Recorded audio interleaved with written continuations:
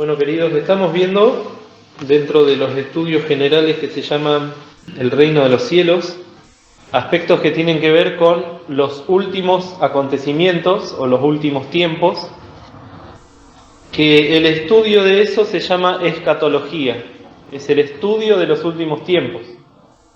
Ya vimos cómo se fue desarrollando todo el reino de los cielos hasta el punto en que el Señor del reino, que es el Señor Jesús, arrebata a la iglesia, un hecho que todavía estamos esperando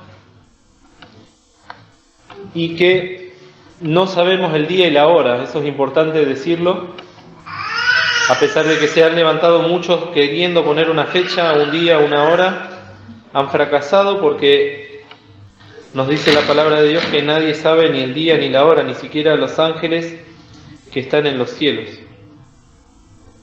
Y estuvimos viendo cómo después de ser arrebatados en los cielos, la iglesia del Señor ha de experimentar a los ojos de Cristo el tribunal que se llama galardonador o tribunal de Cristo. Es menester que todos nosotros parezcamos ante el tribunal de Cristo, dice la palabra de Dios. Ese momento que se va a dar en los cielos y que no se sabe bien cuánto va a durar,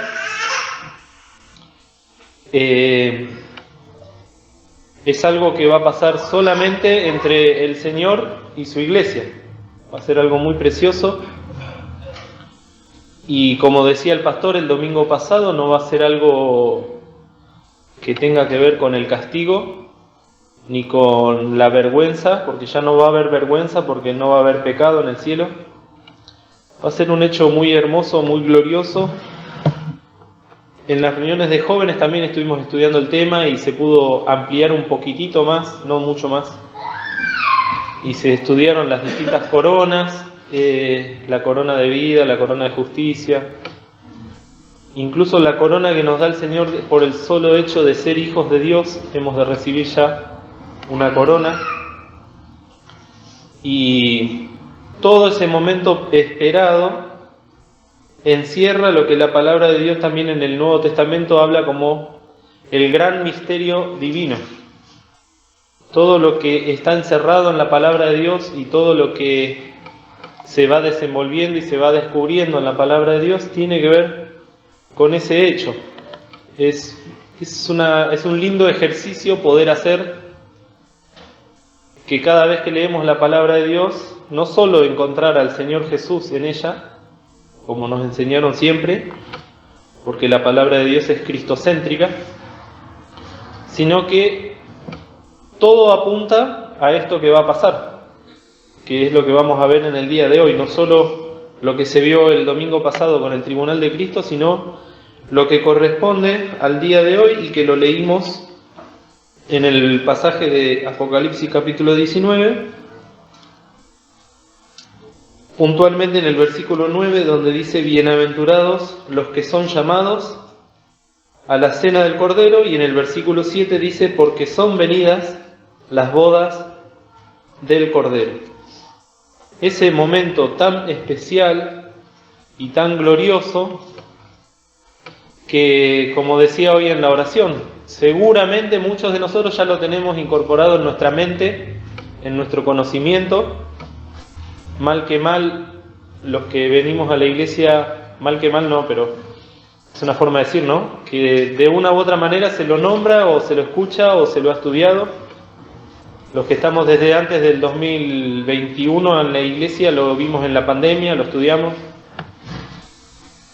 Entonces son cosas que ya más o menos las tenemos incorporadas en la mente, pero cuando empezamos a hurgar en la palabra de Dios, a escudriñar, y también leemos estudios hechos por siervos fieles, como el que escribió estos libretos, que es el pastor Marino, podemos ver la profundidad que Dios le da a estas cosas también.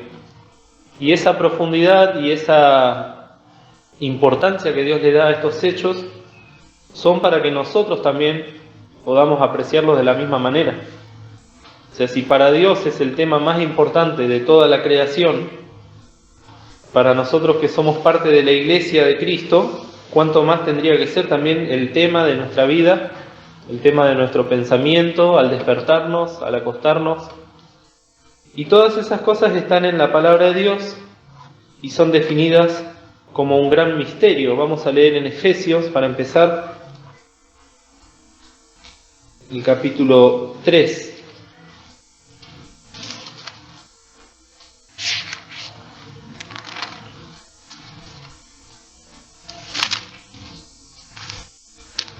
Efesios 2.3, en la página 217, Efesios capítulo 3, el versículo 4, les dice Pablo a los hermanos de Éfeso: leyendo lo cual podéis entender cuál sea mi inteligencia en el misterio de Cristo. Y después en el versículo 8 dice: a mí que soy menos que el más pequeño de todos los santos, es dada esta gracia de anunciar entre los gentiles el evangelio de las inescrutables riquezas de Cristo, y de aclarar a todos cuál sea la dispensación del misterio escondido desde los siglos, que crió en Dios, que crió todas las cosas. Y hasta el 11, porque para que la multiforme sabiduría de Dios sea ahora notificada por la Iglesia a los principados y potestades en los cielos, conforme a la determinación eterna que hizo en Cristo Jesús, Señor nuestro. Estos textos son difíciles de entender por la palabra que se usan.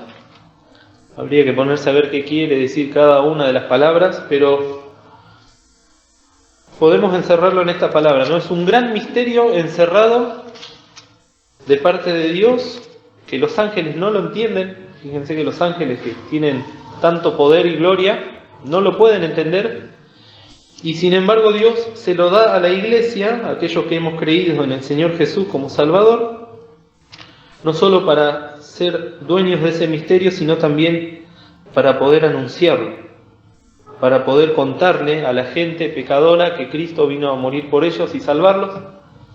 Y también dice la palabra de Dios en otra parte que los ángeles desean mirar todas estas cosas. Ellos fueron creados para servir a Dios y son testigos de todas estas cosas que nosotros ahora estamos viviendo y aún más que vamos a vivir. Y como les decía también hace un rato, pensar que Dios preparó todas las cosas para este momento que estamos a punto de vivir. Fíjense en Colosenses, en la página 225.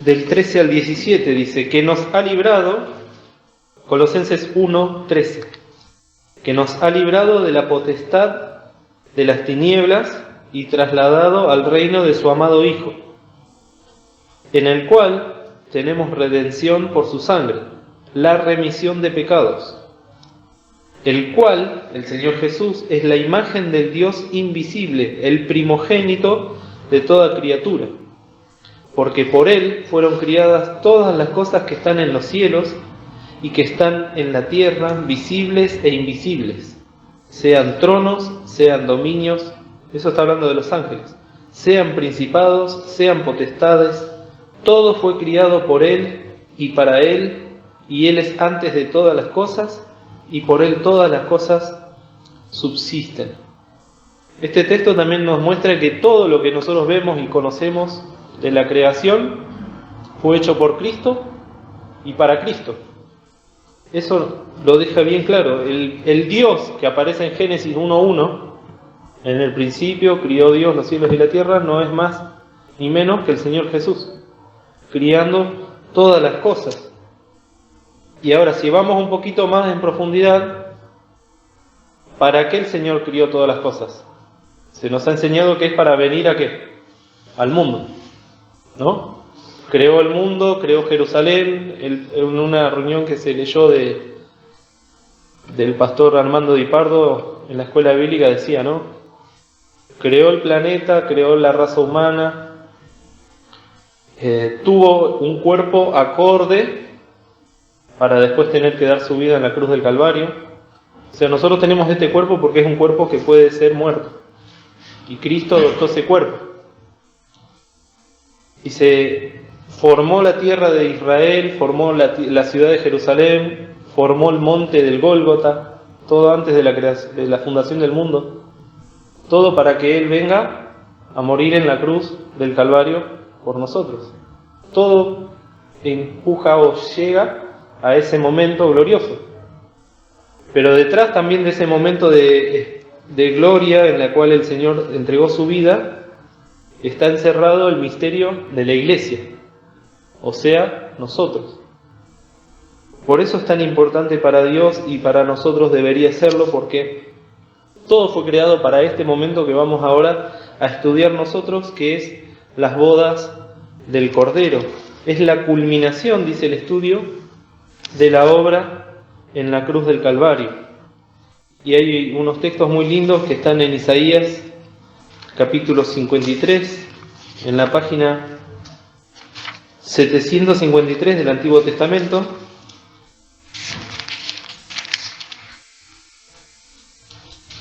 donde el profeta habla del Mesías y de los sufrimientos que iba a pasar por nosotros. Y luego de haber dado su vida, dice en el versículo 9, y dispúsose con los impíos su sepultura, mas con los ricos fue en su muerte, porque nunca hizo él maldad ni hubo engaño en su boca. Con todo eso Jehová quiso quebrantarlo, sujetándole a padecimiento. Punto seguido. Cuando hubiere puesto su vida en expiación por el pecado, ahí en la cruz del Calvario, ¿qué dice? Verá linaje, vivirá por largos días, y la voluntad de Jehová será en su mano prosperada. Y luego dice en el 11, del trabajo de su alma verá y será saciado. Vemos cómo el Señor, y repito, todo lo que hizo Dios desde el momento en que empezó la creación hasta ese momento en la cruz, y con el poder que tiene Dios de ver todas las cosas antes de que sucedan, ya estaba viendo también ese linaje que somos nosotros, esa descendencia de hijos que compró, como dice acá, al haber puesto su vida en expiación por el pecado. Entonces, ese momento tan esperado por el Señor desde antes de la fundación del mundo ha de concluir cuando la esposa, que es la Iglesia de Cristo, sea entregada al Señor, para que se concrete así esa unión preciosa que se llaman en la palabra de Dios y se da a entender como las bodas. Y eso también es importante.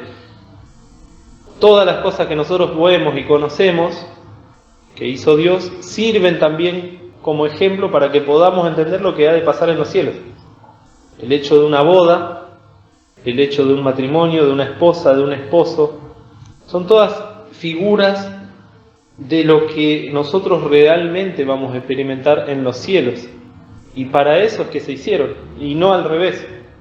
No es que Dios en los cielos va a imitar lo que pasa acá en la tierra, sino que la tierra y toda la creación fue formada para poder representar y que podamos entender de alguna manera ese momento tan precioso en el cual va a llegar el momento para que Cristo se vuelva a unir con su esposa. Todo esto que estamos diciendo no solo repercute en nosotros, que vamos a ser los que vamos a estar allá en el cielo, encontrándonos con el Señor, sino que también para Dios mismo, para la Santísima Trinidad, tiene significados muy preciosos. El hermano que hizo los estudios lo separa, ¿no?, en el Padre, el Hijo y el Espíritu Santo. Para cada uno de ellos, de acuerdo al rol que tuvieron y que tienen en esta obra de hacer la Iglesia y de redimirla, también les va a ocupar un significado especial. Nosotros sabemos a través de la palabra de Dios que el plan de salvación de la humanidad pertenece al Padre. Sale del corazón del Padre y después el Hijo lo ejecuta. Entonces, en ese momento en que nosotros en el cielo estemos encontrándonos con el Señor en una manera gloriosa y sin igual, el Padre va a haber cumplido en la plenitud y perfección ese plan de salvación, en el cual el Cordero del Señor, que es Cristo, ha de encontrarse con la Iglesia. Y eso lo podemos leer, por ejemplo, en 1 Pedro 1, le digo 2,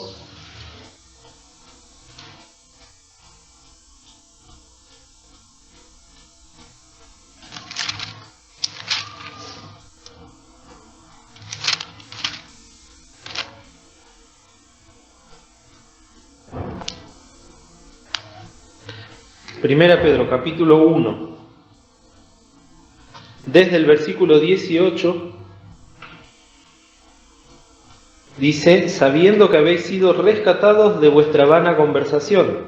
Fíjense que todo el tiempo primero nos muestra dónde estábamos y lo que Dios hizo por nosotros. La cual recibisteis de vuestros padres, la vana conversación, o sea, el pecado. Y hemos sido rescatados no con cosas corruptibles como oro o plata, sino con la sangre preciosa de Cristo, como de un cordero sin mancha y sin contaminación, ya ordenado de antes de la fundación del mundo, pero manifestado en los postrimeros tiempos por amor de vosotros. Entonces Dios Padre ya propuso la salvación del hombre aún antes de crear al hombre, aún antes de crear la tierra, porque estaba viendo este momento glorioso en el cual el Hijo iba a ser unido a sus amadas ovejas, que somos la Iglesia de Cristo. Eso es en cuanto al Padre. En cuanto al Hijo, dice que el Hijo, el Señor Jesús, recibe el premio, recibe el galardón por haber dado su vida en expiación por los pecados. No solo venció a la muerte y venció al pecado en la cruz del Calvario, sino que sobre todas las cosas, como venimos viendo, Él estaba viendo ya en la cruz del Calvario ese linaje, a esa gente que iba a rescatar, que está formada por millones y millones de almas que creyeron en el Señor Jesús como su Salvador. Y entonces en ese momento de las bodas del Cordero se va a ver el Señor encontrarse con aquella iglesia que Él ganó por su sangre, como dice en Hechos capítulo 20, en la página 158 del Nuevo Testamento.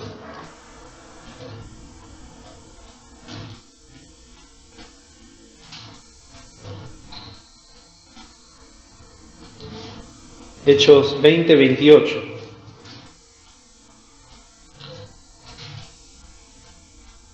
La última oración dice: para apacentar la iglesia del Señor, la cual ganó por su sangre. ¿Por qué nosotros somos iglesia de Cristo? ¿Por qué somos iglesia cristiana evangélica? Porque la iglesia es del Señor. ¿Y por qué es del Señor? Porque lo dice bien clarito acá. Él la ganó por su sangre. Si Cristo no hubiese derramado su sangre en la cruz del Calvario y no hubiese muerto en expiación por nuestros pecados, ahora no tendría ningún derecho de reclamarnos. Sin embargo, tiene todo el derecho legal y santo para poder reclamarnos. Pedro dice: no fuimos comprados o rescatados por plata o por oro, que son cosas corruptibles, quiere decir que desaparecen con el tiempo, sino que fuimos rescatados por la sangre del Señor. Entonces el Señor recibe entonces este gran premio, este galardón, que ahí en Isaías 53 leímos también, ¿no? Verá y será saciado. Imaginémonos la sed santa del Señor, esa sed que tiene de poder encontrarse con su iglesia. Hizo todo lo que tenía que hacer para ganar a la iglesia, y lo hizo bien y lo hizo perfecto. Ahora está esperando, está aguardando. Así como se nos exhorta a nosotros de esperar, el Señor está esperando. Y Él está aguardando ahí a la diestra de su Padre el momento en que Él nos venga a buscar, pasemos por el tribunal de Cristo y por fin pueda encontrarse con su amada esposa. Son todos hechos muy hermosos que solo imaginarnos un poquito nos tiene que conmover el corazón en tiempos en los cuales vivimos de tanta tristeza, de maldad, de desazón, de incertidumbre. El Señor nos da estas preciosas promesas también para que podamos creerlas y esperarlas, así como Cristo las está esperando. Ahí en Hebreos 12 dice que al Señor le fue propuesto, ¿qué? Le fue propuesto gozo. Vamos a leerlo, es muy lindo, porque también nos habla de la obra de la cruz. Hebreos capítulo 12,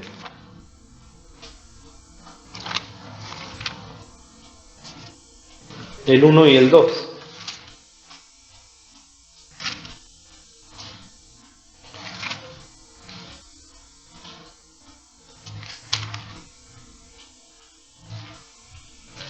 Página 253.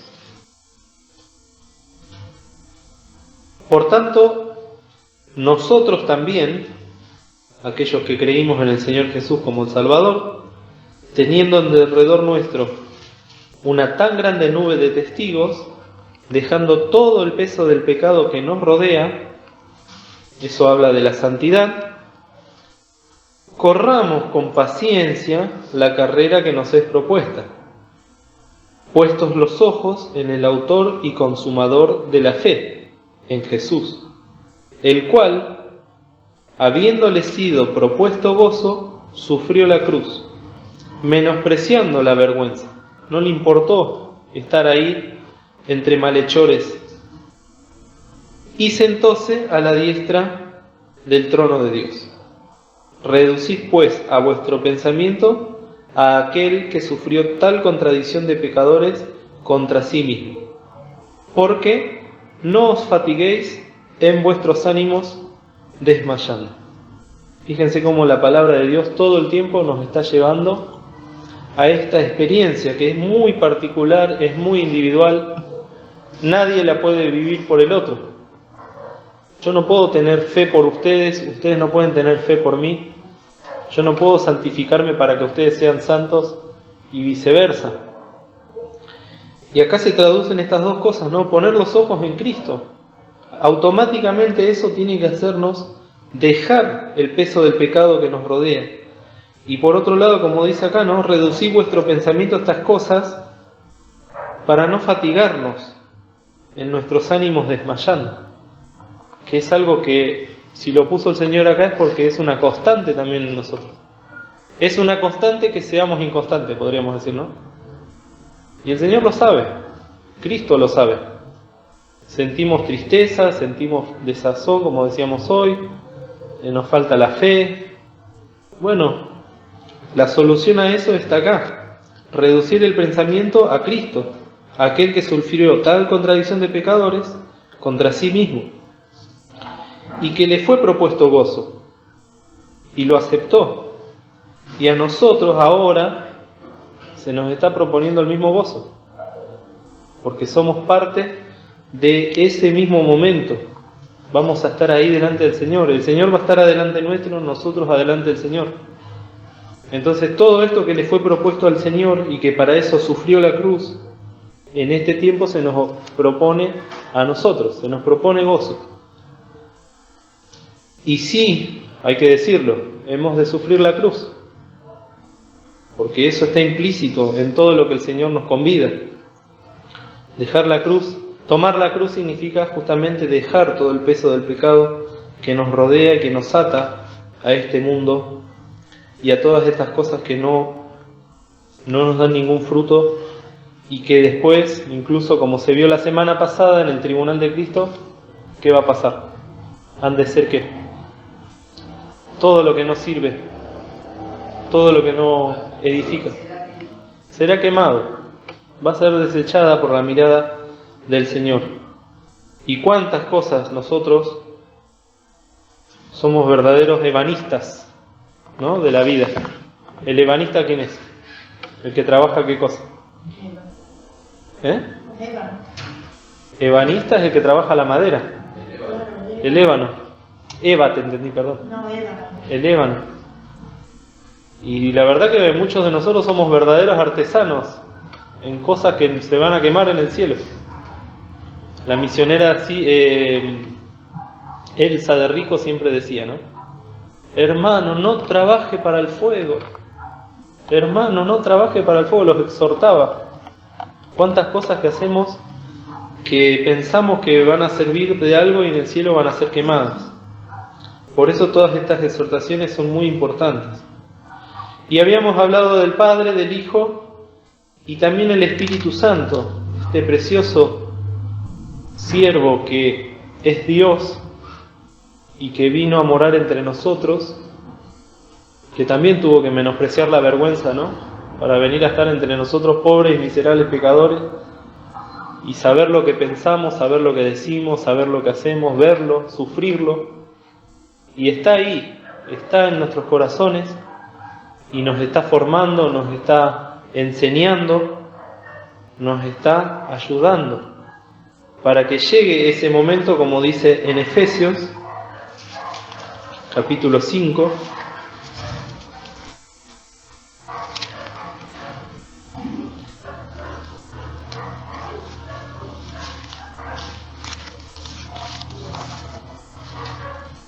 dice el versículo 25,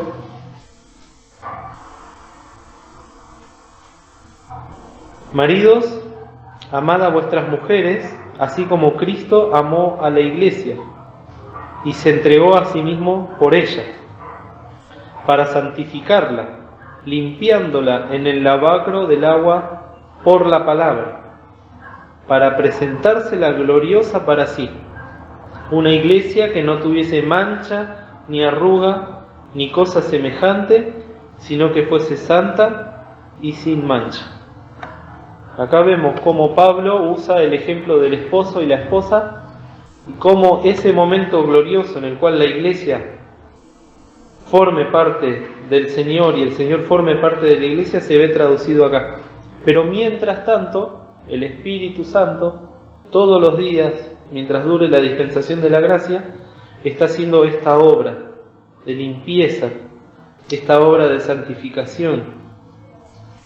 Cuando la esposa sea presentada en el Cordero, lo hemos leído ahí en Apocalipsis 19, dice, y su esposa, en el versículo 7, sea ¿qué? Aparejado. ¿Qué quiere decir aparejado? Se ha preparado. Se ha ido preparando durante todos los siglos que duró la dispensación de la gracia, y en el tribunal de Cristo, cuando el Señor entregue los galardones a la iglesia, oro, plata, piedras preciosas, las coronas, la iglesia va a estar toda ataviada, adornada para ese momento, se ha aparejado. Pero mientras tanto, aquí abajo, mientras tenemos este cuerpo de pecado, es que el Espíritu Santo va formando a la iglesia y va sufriendo. Por eso dice, no entristezcáis al Espíritu Santo, dice Pablo. Es un proceso muy dolorífico para Dios.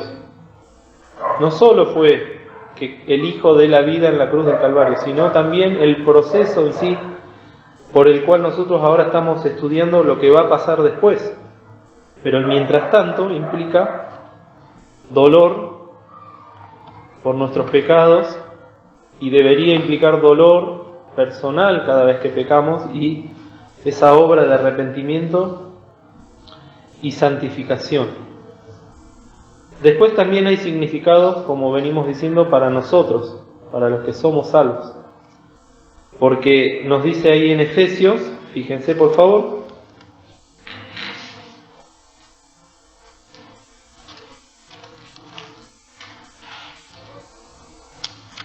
capítulo 3.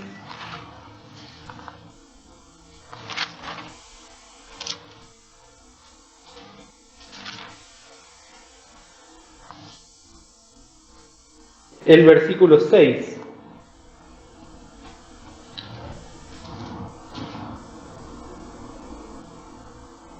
Fíjense que habíamos leído antes el versículo 4, ¿no? Después dice el versículo 5, el cual misterio en otros siglos no se dio a conocer a los hijos de los hombres, como ahora es revelado a sus santos apóstoles y profetas en el Espíritu, que los gentiles, nosotros, sean juntamente herederos e incorporados y consortes de su promesa en Cristo Jesús por el Evangelio. Entonces, herederos, incorporados y ¿qué más?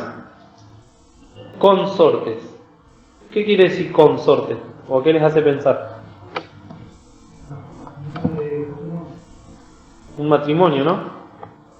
Nosotros conocemos, por ejemplo, un rey, una reina. El rey, por ejemplo, es rey porque sus padres fueron reyes. Su esposa, que no es su hermana, o por lo menos no debería serlo, es incorporada al reino y pasa a ser la reina consorte. Consorte quiere decir coparticipante o participante con. Y entonces, por eso es tan grande todo lo que estamos estudiando, porque nosotros, que éramos pobres y miserables pecadores, ahora pasamos a ser consortes de Cristo.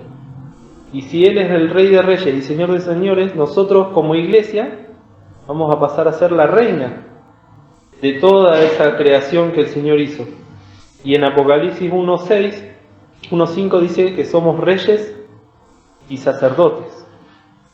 Entonces, esto es muy importante para nosotros, al hecho tal que la redención y la obra de salvación implica también que Cristo nos ponga al lado de Él, nos ponga como coparticipantes de todo lo que ha de venir.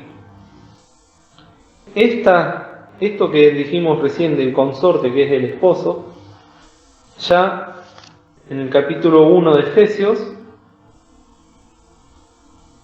nos da una pista en el versículo 13, donde dice: en el cual esperasteis también vosotros, en oyendo la palabra de verdad, el evangelio de vuestra salud, en el cual también desde que creísteis fuisteis sellados con el Espíritu Santo de la promesa, que es que las arras de nuestra herencia, para la redención de la posesión adquirida, para alabanza de su gloria. El Espíritu Santo que está dentro de nosotros no solo nos está formando, nos está enseñando, nos está guiando hacia ese camino que es el cielo, sino que nos dice acá que es el sello que tenemos, pero también es las arras. Y las arras es como decir la garantía o la prenda. ¿Vieron cuando nosotros vamos a comprar algo? Una casa. ¿Se paga qué cosa? Una seña, un anticipo. Hoy en día se podría decir también la primera cuota. Bueno, ese sello que nosotros tenemos en el corazón ya nos garantiza lo que ha de venir después. Que, como lo define acá Pablo, somos la posesión adquirida para alabanza de su gloria. Y solo la iglesia de Cristo es la que puede experimentar esto. Este sello del Espíritu Santo no aparece en el Antiguo Testamento en las otras dispensaciones. No lo tuvo Adán, no lo tuvo Moisés, no lo tuvo el rey David, no lo tuvieron los profetas, ni siquiera Juan el Bautista. Solo nosotros tenemos esta bendición tan grande de ser sellados con el Espíritu Santo de la promesa y ser templos del Espíritu Santo. Y esa garantía es la que nos permite después, al ser arrebatados, formar parte de la iglesia del Señor. Es muy precioso todo esto.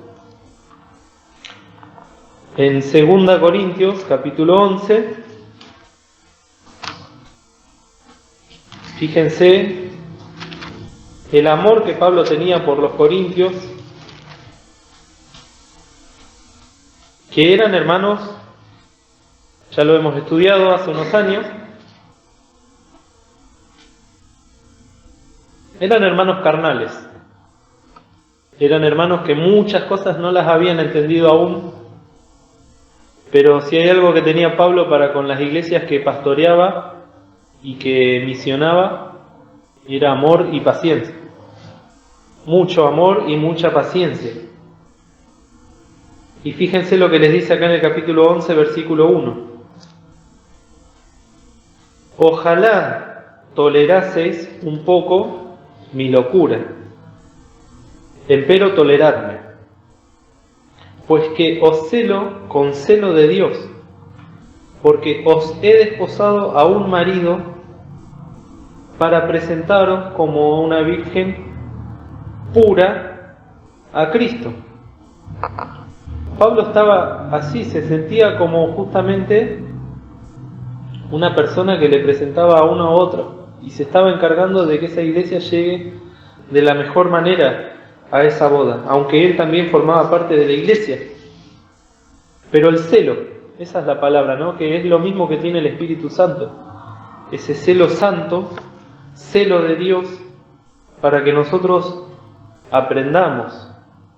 Muchas veces nos va a tocar aprender a los golpes, con los tropezones, con las caídas, con los errores, con los pecados. Muchas veces hemos de tener que arrastrar esos pecados toda nuestra vida. Pero el propósito de Dios es este: presentarnos como una virgen pura a Cristo. Y ahí es donde entra también la fe. Porque si uno ve a su alrededor, mira los corazones de cada uno, mira su propio corazón, parece que todas estas cosas que estamos hablando son imposibles. Yo, lo que soy, siendo salvo, ¿no? Uno sabe lo que es delante del Señor. Y sin embargo Dios ya lo ve de otra manera. Y es a lo que nos pide que apuntemos. Entonces se ve la obra completada en nosotros, esa unión preciosa con Cristo. Esa unión que se define por el amor. El amor de Cristo al ir a la cruz, hacer el mundo, hacer las cosas como dijimos que las hizo, pero sobre todas las cosas apuntando el Señor a ese momento glorioso. Son venidas las bodas del Cordero. Bienaventurados los que son convidados a las mismas. Y hay un texto que no estaba en el estudio, pero me hizo recordar esto que estaba leyendo y se los quería compartir ahí en Corintios.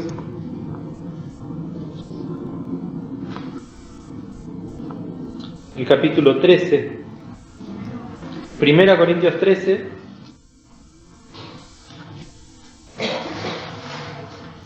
¿de qué habla 1 Corintios 13? A ver los que se acuerdan un poquito. De la caridad. ¿Y qué es la caridad? Caridad es amor. Pero nosotros entendemos a través de la palabra que habla del amor de Dios, no es del amor humano. Y el amor de Dios es el amor que se sacrifica. Toda esa es la doctrina que nos han enseñado a través de esta palabra caridad. Pero fíjense lo que dice ahí en versículo 8. La caridad, ¿qué? Nunca deja de ser. Las profecías se han de acabar, cesarán las lenguas y la ciencia ha de ser quitada. Pero la caridad nunca deja de ser. En ese momento en que estemos con el cielo ya no vamos a necesitar sana doctrina, no vamos a necesitar profecías, la manifestación de los dones, y acá está reflejado en las lenguas, la ciencia que es el conocimiento de Dios, no lo vamos a necesitar porque vamos a estar con Dios y le veremos cómo es. Por eso dice el versículo 9, Ahora en parte conocemos, en parte profetizamos. Lo poquito que podemos llegar a entender y que nos es revelado, mas cuando venga lo que es perfecto, entonces lo que es en parte será quitado. Cuando yo era niño, hablaba como niño, pensaba como niño, juzgaba como niño. Mas cuando ya fui hombre hecho, dejé lo que era de niño. Ahora vemos por espejo, en oscuridad, mas entonces veremos cara a cara. Ahora conozco en parte, mas entonces conoceré como soy conocido. Qué precioso, ¿no? Que todo ese amor que el Señor trata de hacernos entender va a perdurar ahora por la eternidad. Y todo lo demás que nos hizo llegar a ese momento ya va a cesar, pero no así la caridad, ese amor perfecto que se va a... El amor perfecto podemos decir que se va a perfeccionar, aunque ya es perfecto. El día que Cristo se junte con su iglesia, que se junte con nosotros.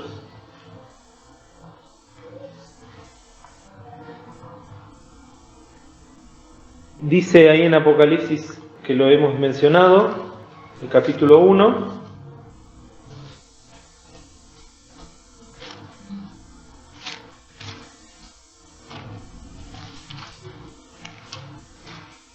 los versículos 5 y 6. Y de Jesucristo el testigo fiel, el primogénito de los muertos y príncipe de los reyes de la tierra, al que nos amó y nos ha lavado de nuestros pecados con su sangre, y nos ha hecho reyes y sacerdotes para Dios y su Padre. A Él sea gloria e imperio para siempre, jamás.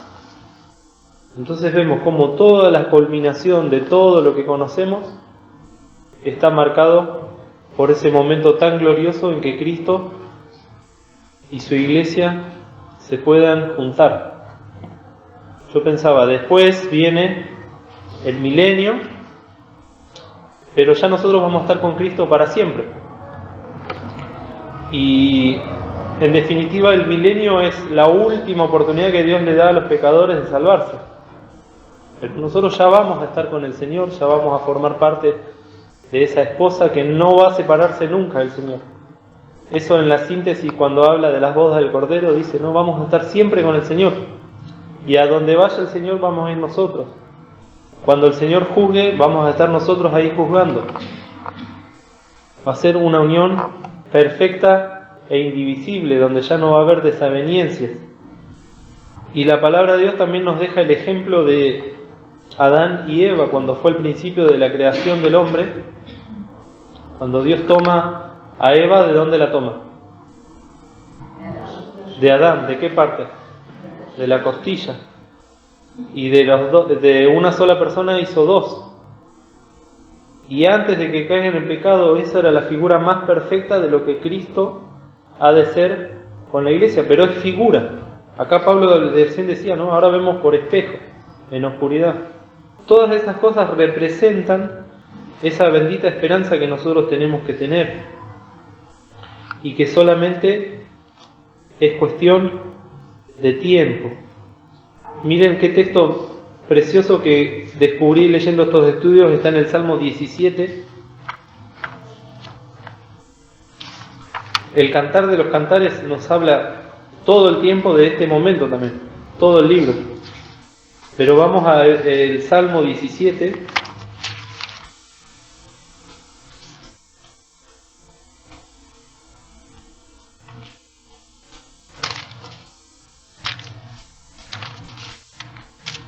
El último versículo.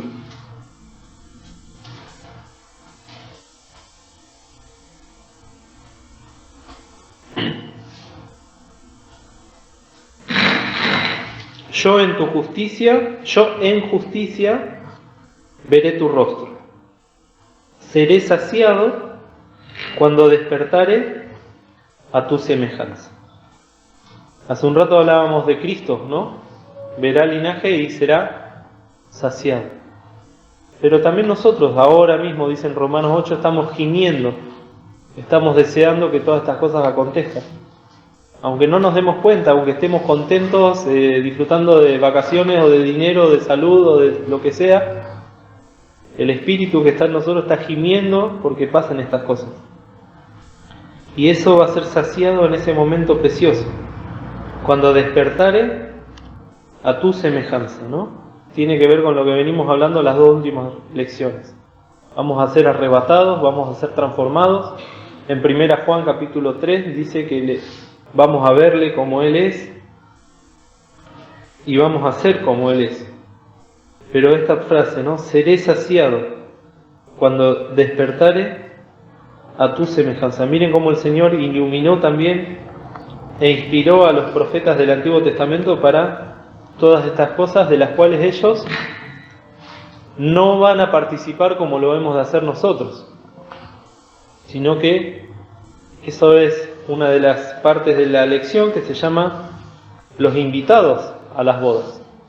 Ellos van a presenciar ese momento glorioso, habiendo sido salvados por el Señor, pero en otras dispensaciones, y van a ser lo que la palabra de Dios llama como el amigo o los amigos del esposo.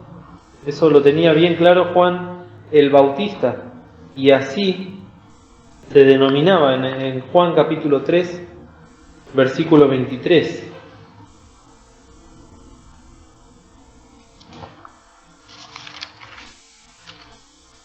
Pensemos en el salmista que escribió recién el Salmo 17, también tenía claras estas cosas.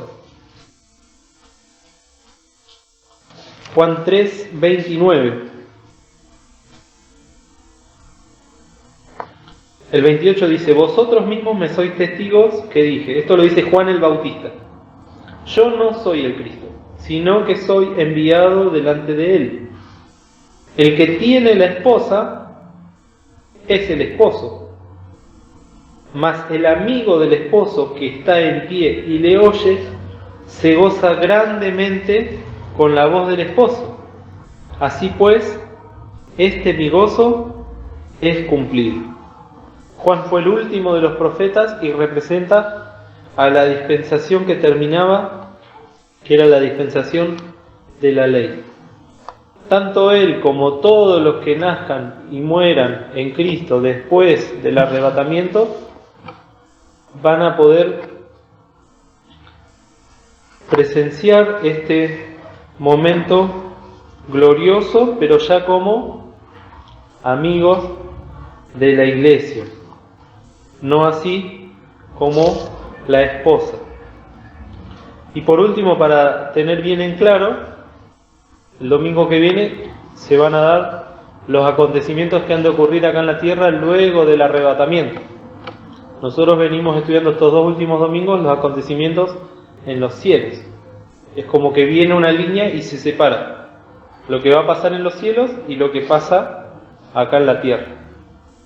Allá arriba va a haber un juicio galardonador y acá abajo un juicio de castigo a las naciones y al pueblo de Israel que rechazaron a Cristo. Lo vamos a estudiar el domingo que viene, Dios mediante.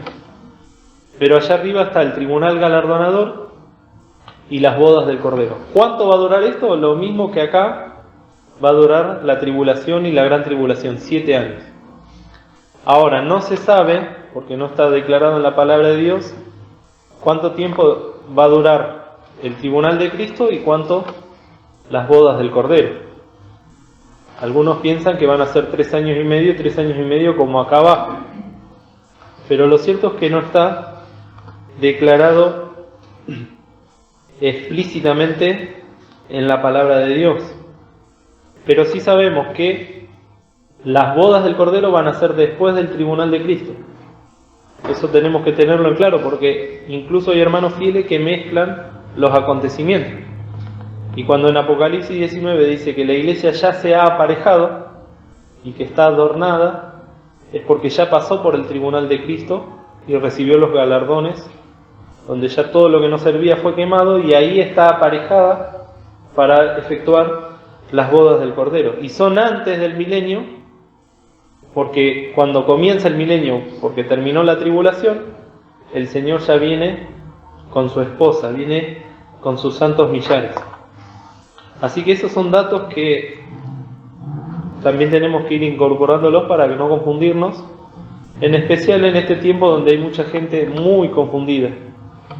En los videos que subimos a internet los puede ver cualquier persona del mundo, y hemos tenido comentarios de gente que decía no, porque los 144.000 y matetes grande porque reciben doctrina de internet o reciben doctrina de distintas religiones que no comprenden.